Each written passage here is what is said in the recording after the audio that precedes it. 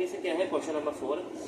Question number 4 के अंदर क्या कह रहा है कि temperature difference between the surface water and bottom water in Manchester lake might be 5 degree centigrade. सही, यानी सरफेस वाटर और बॉटम वाटर, मैनचेस्टर लेक का जो सरफेस वाटर और बॉटम वाटर है उन दोनों के दरमियान का जो टेम्परेचर डिफरेंस है वो 5 डिग्री सेंटीग्रेड है। Assuming the surface water to be at 20 degree centigrade, आप एज्यूम करेंगे सरफेस वाटर का जो टेम्परेचर है 20 डिग्री सेंटीग्रेड है। What is the highest efficiency या steam engine would have if it operate between this two temperature, और highest engine की efficiency क्या होगी जब उनको क्या किया जाए, इन दोनों टेम्परेचर के दरमियान जो है वो क्या किया जाएगा, ऑपरेट किया जाएगा। ठीक है, सबसे पहले तो आपके पास जो टेम्परेचर दिया गया है वो कितना है, आपके पास जो टेम्परेचर डिफरेंस है वो दिया गया है आपके पास 5 डिग्री सेंटीग्रेड, और आपके पास एक टेम्परेचर दिया गया है T1, वो कितना दिया गया है 20 डिग्री सेंटीग्रेड। ठीक है, तो एक आपके पास है 5 डिग्री सेंटीग्रेड और एक आपके पास 20, तो इसके अंदर आप 273 ऐड कर देंगे तो ये आपके पास हो जाएगा 278 केल्विन। इसके अंदर जब आप 273 ऐड कर देंगे तो ये आपके पास हो जाएगा 293 केल्विन, और इफ़िशियंसी आपको इसकी मालूम करनी है। ठीक है, इफ़िशियंसी का आपका फॉर्मूला पता है, efficiency is equal to 1 minus T2 divide by T1 multiply by 100। लेकिन इसके अंदर क्या है, आपको T2 की वैल्यू नहीं पता, तो T2 की वैल्यू निकालने के डेल्टा T बराबर होता है, सही है, डेल्टा T बराबर होता है T1 माइनस T2, यानी जो भी लार्जर टेम्परेचर होता है वो, और T2 स्मॉल टेम्परेचर। तो T2 इधर आ जाएगा आपके पास, T1 माइनस डेल्टा T हो जाएगा। T1 कितना है आपके पास 293 माइनस 278, 293 में से आपने क्या किया 278 आपने क्या कर दिया, उसको माइनस कर दिया, तो वैल्यू कितनी आ गई आपके पास T1 और डेल्टा T आ गया। सही है, आपने क्या किया 293 आपके पास क्या था, केल्विन में टेम्परेचर दिया गया था 293। सही है, और आपके पास दूसरा जो टेम्परेचर था डेल्टा T का वो आपके पास कितना था 278 था टेम्परेचर आपके पास। ठीक है, क्वेश्चन के अंदर क्या दिया गया था आपको, यानी जो सरफेस वाटर दिया गया था 5 डिग्री सेंटीग्रेड दिया गया था और 20 डिग्री सेंटीग्रेड दिया गया था। ठीक है, चलो हम एक काम करते हैं, इसको और इजी कर देते हैं।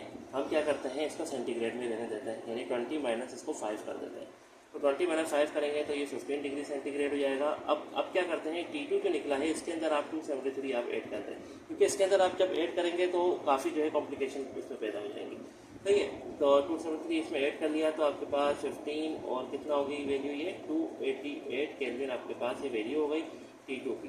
तो इफ़िशियंसी निकालने के लिए आपके पास जो फॉर्मूला बनेगा वो efficiency 1 minus T2 divide by T1 और मल्टीप्लाई बाय 100। ठीक है, अच्छा, जब भी डेल्टा T आपको निकालना हो तो आप इसको डिग्री सेंटीग्रेड में ही रखें, क्योंकि जब आप इसको केल्विन में कन्वर्ट कर देंगे तो फिर आपको आगे जाके जो है फिर मजीद एजम्पशन और ये सब करना पड़ेगा। तो बेहतर यही है कि इसको डिग्री सेंटीग्रेड में रखें और डिग्री सेंटीग्रेड माइनस करके उसमें सिंपल जो इंडिविजुअल टेम्परेचर है उसके अंदर आप क्या करें 273 केल्विन को आप ऐड कराएं। Efficiency is equal to 1 minus T2 की वैल्यू क्या है आपके पास 288 और 293 मल्टीप्लाई बाय 100। सही, इफिशियंसी क्या आ गई आपके पास 1.7।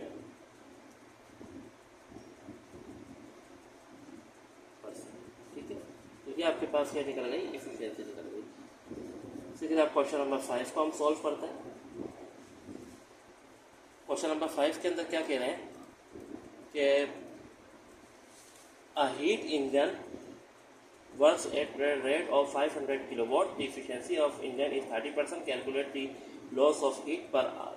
आपको हर घंटे के हिसाब से जो है हीट क्या करनी है, कैलकुलेट करनी है। ठीक है,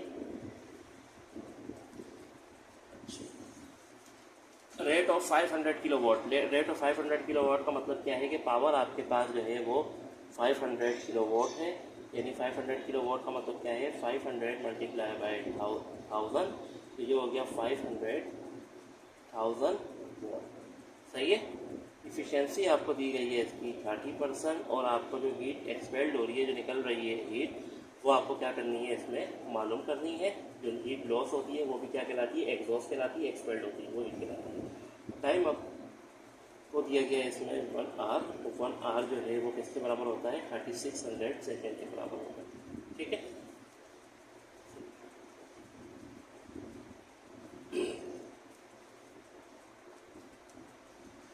सबसे पहले तो आप हीट निकालनी है आपको, तो हीट निकालने के लिए आपको क्या पता होना चाहिए, फॉर्मूला क्या होता है W is equal to Q1 minus Q2।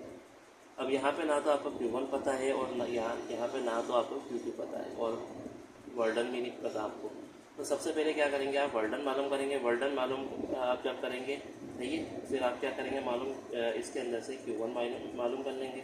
Q1 कैसे मालूम होगा, इफिशियंसी का आपको फॉर्मूला पता है W/Q1 मल्टीप्लाई बाय 100। ठीक है, तो W/Q1 है, तो यहाँ से आपको जो है जब W आप मालूम करेंगे तो इसको इसमें पुट करा देंगे और यहाँ से आपके पास क्या निकल जाएगा, Q निकल जाएगा।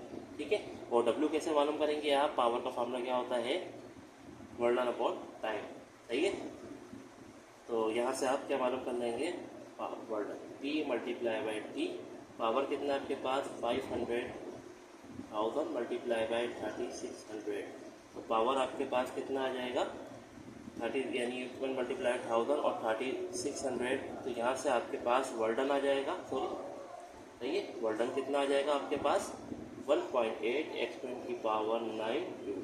तो ये आपके पास आ गया वर्डन। अब क्या निकालेंगे आप, इफिशियंसी निकाल लें, वो इफिशियंसी का फॉर्मूला लगा लें। उसके अंदर क्या था आपके पास work done divide by Q1 multiply by 100, तो ये 100 जाके इफिशियंसी से जो है वो डिवाइड हो जाएगा। इफिशियंसी कितनी है आपके पास 30%, तो जब ये जाके इधर डिवाइड होगा 30% और मल्टीप्लाई बाई ये है, तो यहाँ से आप क्या निकाल सकते हैं 30 डिवाइड बाई हो गया आपके पास 100 और आपके पास Q1 डिवाइड में है, इधर आके क्या हो जाएगा मल्टीप्लाई, Q1 आके इधर क्या हो गया मल्टीप्लाई हो गया।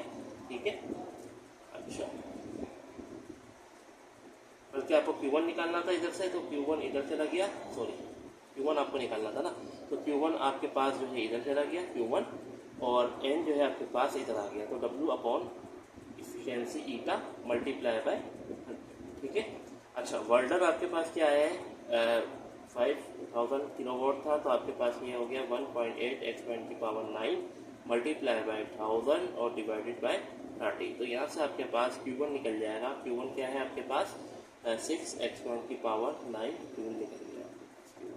ठीक है, अब आपको क्या मालूम करना है, Q2 मालूम करना है, तो work done is equal to Q1 minus Q2, तो Q2 इधर चले जाएगा, Q1 माइनस W हो जाएगा ये, तो ये वैल्यू हो गया आपके पास 6 एक्सपोनेंट की पावर 9 माइनस 1.8 एक्सपोनेंट की पावर 9, तो Q2 की वैल्यू क्या आ जाएगी आपके पास 4.2 एक्सपोनेंट की पावर 9 जूल, तो ये आपके पास आ गया Q2।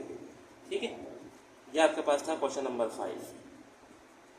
थोड़ी सी मिस्टेक इसमें हो गई क्योंकि कंफ्यूजन थोड़ी सी ये हो गई थी कि यहाँ से निकालना था आपको Q1, मैंने निकाल दिया था यहाँ से वर्डन, जबकि वर्डन तो हम पहले ही मालूम कर चुके थे। ठीक है, तो चलें आप क्वेश्चन नंबर 6 की तरफ बढ़ते हैं।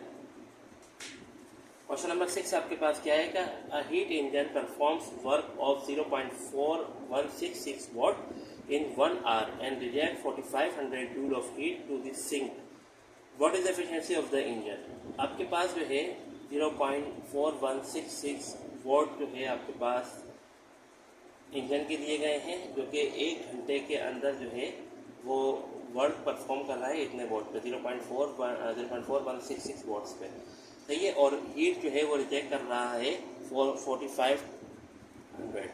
सही है, 4500 जो है वो हीट क्या कर रहा है रिजेक्ट कर रहा है, एक्सपेल्ड कर रहा है। आपको क्या करना है, what is the efficiency of engine, आपको इंजन की इफिशियंसी जो है वो मालूम करनी है। ये आपके पास है कौन सा क्वेश्चन नंबर 6। अब क्वेश्चन नंबर 6 के अंदर क्या कह रहे हैं आपके पास कि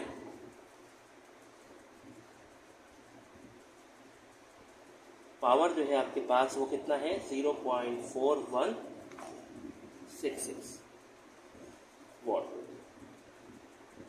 ठीक है, और टाइम कितना दिया गया है 1 आवर, यानी टाइम जो है आपके पास वो 1 आवर दिया गया है, यानी 3600 सेकेंड। और आपके पास जो Q2 दी गई है, जो एक्सपेल्ड हो रही थी, वो 4500 दी गई है, और आपको जो है एफिशिएंसी इसकी मालूम करनी है। ठीक है, इफ़िशियंसी का फार्मूला क्या होता है आपके पास? इफ़िशियंसी जब भी आप निकालते हैं तो या तो आप उसको ये कर सकते हैं W/Q1 मल्टीप्लाई बाय 100, लेकिन यहाँ पे आपके पास Q1 नहीं है और W भी नहीं है, सही है। तो Q1 कैसे निकाल सकते हैं आप? Q1 माइनस Q2 करके निकाल सकते हैं आप, सही है। लेकिन आपके पास ना तो W है ना तो Q1 है, तो सबसे पहले आप क्या निकालेंगे? वर्डन निकालेंगे इसका। तो पावर की फार्मूला होता है वर्डन अपॉन टाइम। तो वर्डन कितना है इसके आपके पास, बल्कि वर्डन आपको निकालना है तो work done is equal to P multiply by T। P कितना है आपके पास? 0.4166 मल्टीप्लाई बाय सेकेंड, तो ये हो गया आपके पास 3600, सही है। जब आप इन दोनों वैल्यूज़ को आप जब मल्टीप्लाई करेंगे 0.4166 मल्टीप्लाई बाय 3600, तो आपके पास वर्डन आ जाएगा 1499.7। तो सब तकरीबन इसको आप 1500 जूल कर रहे हैं, ठीक।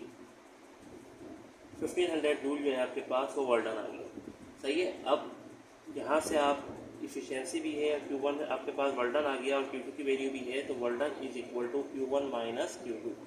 तो Q2 आपको पता है और Q1 नहीं पता, तो Q1 is equal to W plus Q2, यानी 1500 प्लस 4500। तो 1500 और 4500 कितना होता है? 6000 जूल, सही है। तो ये आपके पास कितना आ गया? Q1 आ गया 6000 जूल, ठीक है। अब आपको क्या निकालना है इसके अंदर से? इफ़िशियंसी निकालनी है। तो Q1 आपके पास जब 6000 जूल आ गया, तो इफ़िशियंसी का फार्मूला क्या है आपके पास? आप इफ़िशियंसी या तो वर्डन अपॉन Q1 से निकाल सकते हैं या 1 माइनस Q2 अपॉन Q1 से भी निकाल सकते हैं, वो आपकी मर्जी है। तो जब वर्डन निकाल ही लिया है तो उसके ज़रिए ही निकाल देते हैं, ठीक है। मल्टीप्लाई बाय 100, तो वर्डन क्या है आपके पास? 1500 डिवाइडेड बाय 6000 और मल्टीप्लाई बाय 100। तो ये 1500 डिवाइड बाई 6000 मल्टीप्लाई 100 करेंगे तो ये 25% जो है इसकी इफिशियंसी आ जाएगी, ठीक है। आप जो है इस फॉर्मूले से भी निकाल सकते हैं, 1 minus Q2 divide by Q1 से भी आप इसको निकाल सकते हैं, ठीक है। मल्टीप्लाई बाय 100 वो किस तरह से होगा कि efficiency is equal to 1 minus Q2 क्या है आपके पास? Q2 की वैल्यू थी 4500 डिवाइडेड बाई 6000, सही है, और मल्टीप्लाई बाय 100। जब आप इन दोनों को डिवाइड करेंगे, 1 से माइनस करेंगे, मल्टीप्लाई बाय 100 करेंगे, तो एफिशिएंसी आपकी वही 25% ही आएगी, ठीक है।